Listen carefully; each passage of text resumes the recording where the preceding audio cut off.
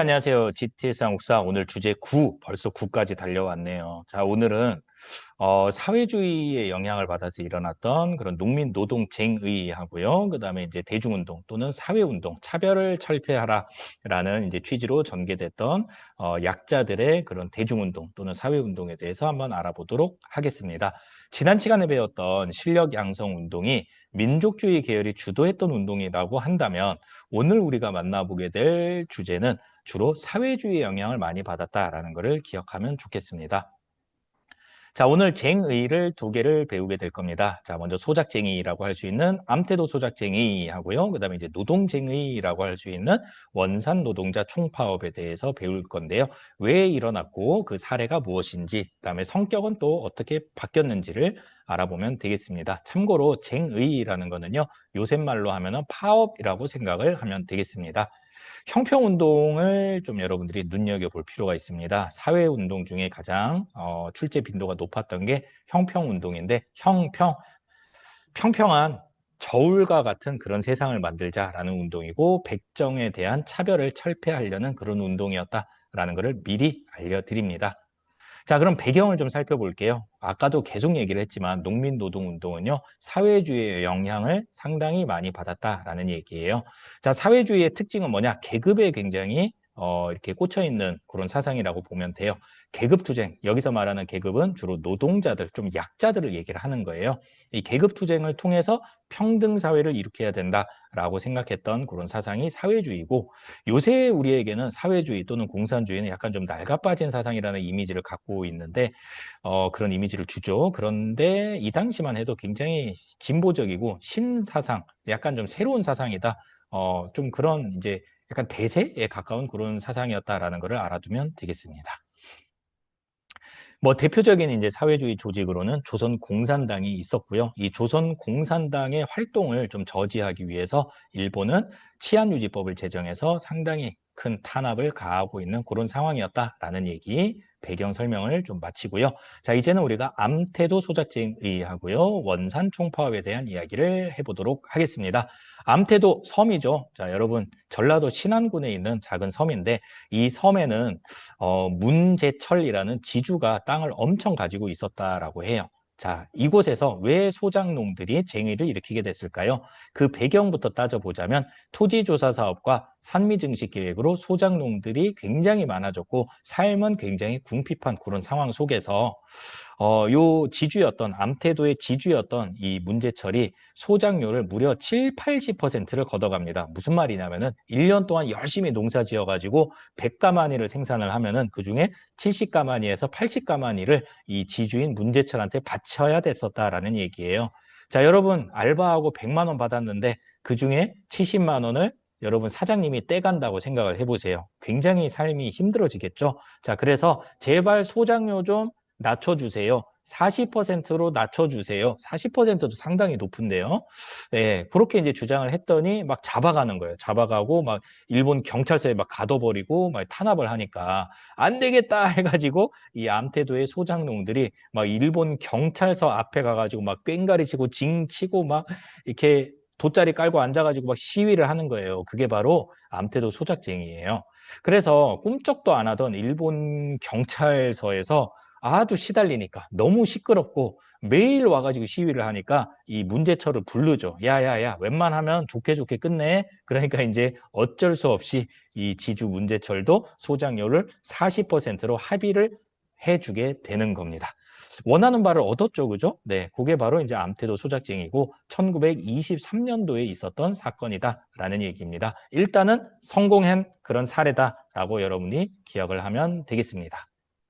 자, 1929년도에는 원산 총파업이 일어나게 되는데 회사령이 폐지가 되고 일본 상품 관세가 철폐가 되면서 우리나라에는 식민지 공업이 상당히 많이 발전하게 됩니다. 그런데 이 우리나라 노동자들에 대한 노동 환경은 굉장히 열악했어요. 이중으로 차별을 받게 되죠. 일단은 노동자이기 때문에 차별을 받기도 했었고요. 그리고 같은 노동자라도 조선인이기 때문에 일본인 노동자에 비해서 상당히 많은 차별을 받고 있는 그런 상황에 일어났던 게 원산 총파업인데요.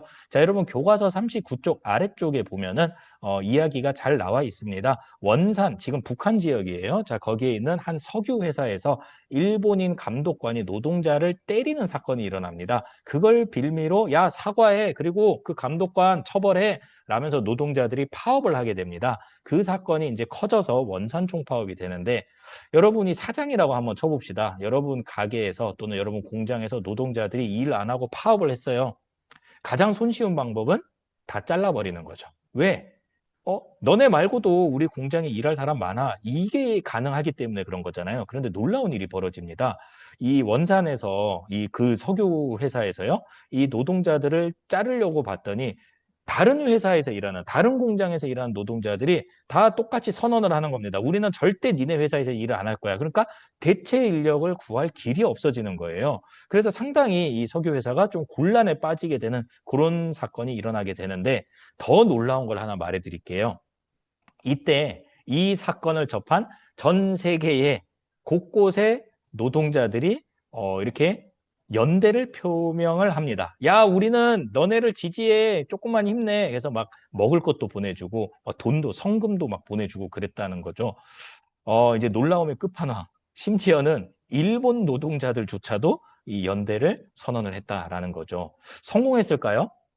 참 왠지 여기까지만 들으면 성공했을 것 같은데 결국은 이제 탄압을 받게 되는 거죠. 그러니까 원하는 바를 얻지는 못하고 끝나고 만다라는 거예요. 자, 이렇게 해서 우리가 소작농들의 암태도 소작쟁이, 요거는 성공, 그다음에 노동자들에 의한 원산 총파업 국제 연대를 받기는 했으나 원하는 바를 얻지는 못했다라는 것까지 살펴봤습니다.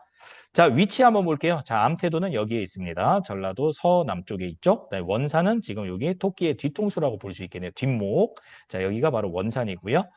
자, 성격 변화 한번 보겠습니다. 1920년대는 생존권 투쟁이 주를 이뤘다라고 한다면 1930년대에는 항일 투쟁으로 약간 정치적인 면으로 좀 성격이 바뀌게 됩니다. 이게 왜 그럴 수밖에 없냐면 처음에 20년대만 해도 아이고 못 살겠다. 우리 조금만 일하는 시간 줄여주고 월급 조금만 올려주세요. 근무 여건을 좀 개선해 주세요. 우리 못 살겠어요. 이런 주장을 했다라고 한다면 30년대가 되면요. 이 노동자들이나 이제 소작농들도 각성을 하게 되는 거예요. 어떤 각성을 하게 되느냐? 가만 보자. 진짜 나쁜 놈은 우리 지주, 우리 사장님이 아니라 그들의 뒤를 봐주고 있는 일본이었네. 자, 그럼 우리가 진짜로 싸워야 될 적은 바로 그들의 뒤를 봐주고 있는 일본이다라는 것을 깨닫기 시작하는 거예요. 그래서 이제는 아이고 먹고 살기 힘들다 이런 투쟁을 하는 게 아니고 일본은 물러가라 이런 이제 정치 투쟁으로 성격이 바뀌게 되더라라는 겁니다. 자, 이번에는 사회운동에 대해서 한번 알아보겠습니다. 사회운동 또는 대중운동이라고 하는데 이 운동들의 공통된 목표가 있습니다. 바로 차별을 없애주세요. 차별을 없애려고 했던 운동이다라는 겁니다. 그러다 보니까 주로 차별을 받고 있었던 약자들의 운동이라고 볼 수 있겠네요. 그중에 첫 번째가 소년운동입니다. 천도교에서 어린아이를 때리지 말라. 하늘님을 때리는 것과 같은 것이다. 어린이는 곧 하늘님이다. 이렇게 이제 주장을 하면서 이 소년 운동을 전개를 하게 되는데 대표적인 인물이 바로 여러분이 너무너무 잘 알고 있는 방정환 선생입니다. 어린이날을 제정을 했을 뿐만 아니라 우리가 지금은 되게 일상적으로 쓰고 있는 어린이라는 말 자체를 이 방정환이 처음으로 써서 퍼뜨렸다라는 거죠. 자, 여성운동 한번 볼게요. 여러분 이제 다음 시간에 우리가 신간회를 배우게 될 텐데 신간회의 여성 버전이라고 보면 되겠습니다. 이 신간회는 어떤 단체냐면요. 좌우 합작 단체예요. 즉 좌파와 우파가 같이 연합해서 만든 단체예요. 여기서 말하는 좌파는 주로 사회주의 계열이고요. 여기서 말하는 우파는 민족주의 계열입니다. 그 자매 단체이다 보니까 당연히 근우회, 여성운동의 대표적인 주자라고 할 수 있는 근우회라는 그 단체도 역시 민족주의 계열의 여성들과 사회주의 계열의 여성들이 연합했었다라는 것까지 여러분이 정리를 하면 좋겠습니다. 여성에 대한 지위 향상을 굉장히 힘썼던 그런 단체라고 보면 되겠습니다. 자, 마지막으로 형평운동입니다. 백정 차별하지 마세요 라면서 일어났던 운동인데요. 자, 이때만 해도 뭐 비록 신분제는 예전에 갑오개혁 때 이미 다 폐지가 됐습니다만 사회적 차별은 여전했다라는 거예요. 뭔가 이렇게 백정들, 여러분 백정 어떤 사람들인가요? 네, 요새로 치면은 뭐라 그러죠? 정육점 사장님 정도로 볼까요? 네, 그 고기, 도축해가지고 고기 파는 사람들을 이 당시에 이제 백정이라고 불렀는데 엄청난 차별을 받았어요. 니네는 손에 피를 묻힌 직업이야 이러면서 막 호적에다가 빨간 점을 찍어 놓기도 하고 뭐 생활기록부에다가 따로 그 백정의 자식이다라는 걸 표시를 해서 막 차별을 했었다라는 거예요. 그래서 진주에서 1923년도에 우리 백정에 대한 차별을 멈춰달라라면서 조직이 하나 생기게 되는데 그게 바로 조선 형평사입니다. 형평은 아까도 얘기했다시피 평평한 그런 저울을 이야기를 합니다. 여러분 교과서 51쪽에 보면은 형평과 관련된 형평사와 관련된 그런 포스터도 잘 나와 있고요. 그다음에 아래쪽에 보면은 평등으로 나아가기 위한 움직임이라고 해서 근후의 행동 강령이라든지 소년운동의 기초 조항이라든지 조선 형평사 취지문이라는 아주 좋은 자료들이 아주 많이 나와 있으니까 여러분들이 꼭 다시 한번 읽고 복습하기 바랍니다. 자, 여기까지 우리가 주제 9 정리를 마치겠습니다. 수고했습니다. 안녕.